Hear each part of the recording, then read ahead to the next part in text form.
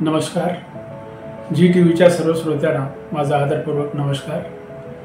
सर्वप्रथम मी पाटील साहेबांचे आभार मानतो, त्यांनी मला इथे आमंत्रित केलेलं आहे आणि आज मला खूपच आनंद वाटतो की मला संगीताबद्दल तुमच्यासोबत चर्चा करण्याचा एक योग जुळून आलेला आहे. सर्वप्रथम मी थोडंसं माझं बॅकग्राऊंड सांगतो. माझं नाव वेदांग धाराशिवे आणि माझं गाव आहे आलमला, लातूरपासून 20 किलोमीटर अंतरावरती. माझं संगीताचं शिक्षण तिथंच सुरुवात झाली संगीताची. एक 8व्या-9व्या वर्षी मी 2-3 वर्ष तिथं संगीत शिक्षण केलं. नंतर लातूरला आलो. लातूरच्या नंतर मी बनारसला गेलो, तिथं 3 वर्ष मी शिक्षण घेतलं आणि नंतर मी गोव्याला आलो. गोव्यामध्ये एक मोठं इन्स्टिट्यूशन आहे, गोवा कला अकॅडमी. तिथं जवळजवळ मी एक 10 ते 12 वर्ष संगीताचं शिक्षण पण घेतलं आणि संगीत विभागात मी तिथं काम करू लागलो, रुजू झालो गव्हर्नमेंट सिव्हिलमध्ये. त्याच्यानंतर मला एक आंतरराष्ट्रीय संस्थेबरोबर जुळण्याचा एक संयोग जुळून आला.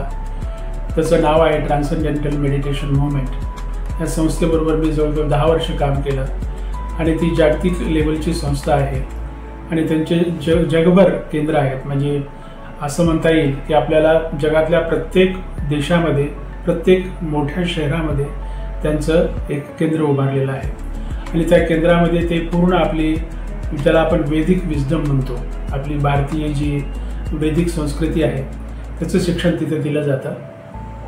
त्याच्यामध्येच हा संगीताचा एक भाग पण आपल्या वैदिक संस्कृतीचा भाग आहे, एक वेदाचाच भाग आहे. आणि जसं सामवेदाचा उपवेद म्हणतात, ज्याला गंधर्व वेद म्हणतात, तर या गंधर्व वेद म्हणजेच शास्त्रीय संगीत याचं शिक्षण त्यांच्या मोठ्या मोठ्या युनिव्हर्सिटीज आहेत, स्कूल्स आहेत, कॉलेजेस आहेत जगभर. तर मी इथून सुरुवात केली, म्हणजे भारतातून, आणि त्यांनी मला जगभर फिरवलं. अमेरिकेमध्ये एका युनिव्हर्सिटीमध्ये, ज्या युनिव्हर्सिटीचं नाव MUM आहे, त्या संस्थेमध्ये मला बरीच वर्ष काम करण्याचा, त्या विभागात प्राध्यापक म्हणून मी सेवा केली आणि जगभर त्यांनी माझे कार्यक्रम पण केले संगीताचे. अशा प्रकारे मी त्या संस्थेबरोबर जवळ 10-12 वर्ष जोडला गेलेलो होतो. त्यानंतर मात्र मी आता परत आलेलो आहे आणि मी आता सध्या माझ्या गावी राहतो आणि गावामध्ये राहूनच एक विलेज म्युझिक क्लब आलमला म्हणून मी संस्था उभारलेली आहे. त्याच्यामध्ये ऑनलाईन संगीताचं शिक्षण मी देतो, ज्या मोस्टली ऑनलाईन ॲक्टिव्हिटीज होते. तसंच मी ऑनलाईन प्लॅटफॉर्मवरती पण खूप ॲक्टिव्ह आहे, जसं X आहे किंवा फेसबुक आहे, यूट्यूब आहे, लिंक्डइन आहे आणि ब्लॉगिंग पण करतो मी संगीतावरती. बऱ्याच व्हॉट्सअप ग्रुपचा मी मेंबर आहे, जवळजवळ 500 व्हॉट्सअप ग्रुपचा मेंबर आहे आणि दररोज मी एक मायक्रो ब्लॉगिंग करत असतो संगीतावरती. काहीतरी 4-5 ओळी संगीताबद्दल लिहायच्या आणि त्याला एक गायनाची लिंक जोडायची आणि सगळीकडे शेअर करायचं. म्हणजे एक संगीताबद्दल अवेअरनेस कमीत कमी आपल्या ग्रामीण भागात येणं खूप गरजेचं आहे असं मला वाटतं.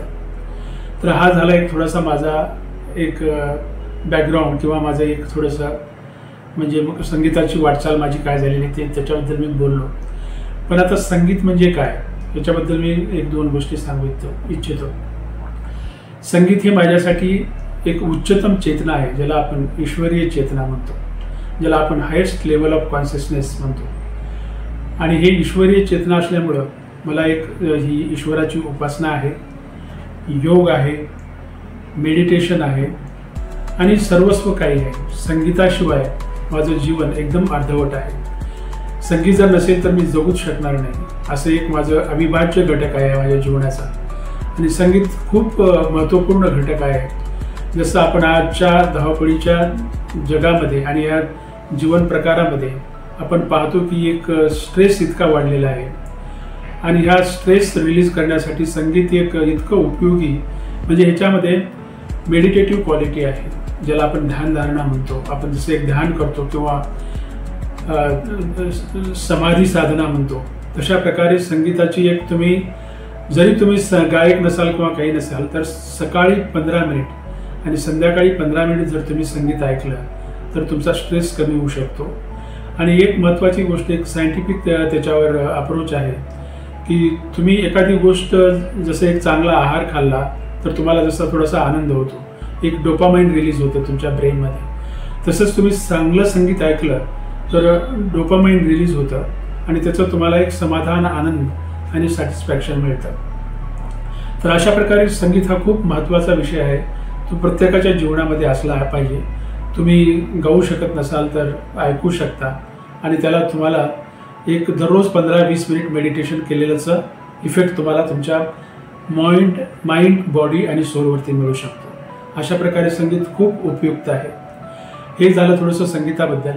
आता संगीताबद्दल करिअर करणाऱ्या तरुण मुलाबद्दल, खास करून आपल्या मराठवाड्याच्या एरियामध्ये म्हणजे जास्त अवेअरनेस नाही. म्हणजे शास्त्रीय संगीत काय असतं आणि त्याचे फायदे काय आहेत आणि ते केलं तर काय उपयोग होऊ शकतो. तर करिअर वाईज जरी बोलायचं झालं तर याच्यामध्ये तुम्हाला आजकाल डिग्री, डिप्लोमा, इतर कोर्सेस किंवा PhD पर्यंतचे कोर्सेस तुम्हाला मोठ्या मोठ्या युनिव्हर्सिटीमध्येच डिपार्टमेंट आहेत, त्याच्यातून तुम्हाला PhD करता येते. तुम्ही लेक्चरशिप करू शकता. इवन तुम्ही प्रोफेशनल आर्टिस्ट बनू शकता. तुम्ही कार्यक्रम देऊ शकता. तुम्ही एक चांगला शिक्षक बनू शकता. तुमचे स्वतःचे क्लासेस काढू शकता किंवा आणखीन तुम्ही बरंच काही आहे. म्हणजे याच्यामध्ये संगीतामध्ये तुम्ही करिअरसाठी तर आता जसं तुम्ही बॉलिवूडचा विचार केला तर तुम्ही म्युझिक कंपोजर होऊ शकता, म्युझिक डायरेक्टर बनू शकता, सिंगर बनू शकता, म्युझिक अरेंजर बनू शकता, एखादी स्वतःचा रेकॉर्डिंग स्टुडिओ उभा करू शकता. अशा प्रकारे बरेच करिअरच्या ऑपॉर्च्युनिटीज आहेत. तर हे असं संगीताकडे माझं एक मत आहे. सर्वांना, एक तरुण पिढीला मी थोडंसं ॲडवाईस करू इच्छितो की त्यांनी संगीताकडे वळावं, थोडं सिरियसली घ्यावं. ते नेहमीच तुम्हाला जीवनामध्ये उपयुक्त आहे आणि आनंद देणार आहे. बस मी इथंच थांबतो. एवढे 4 शब्द बोलून थांबवतो. धन्यवाद.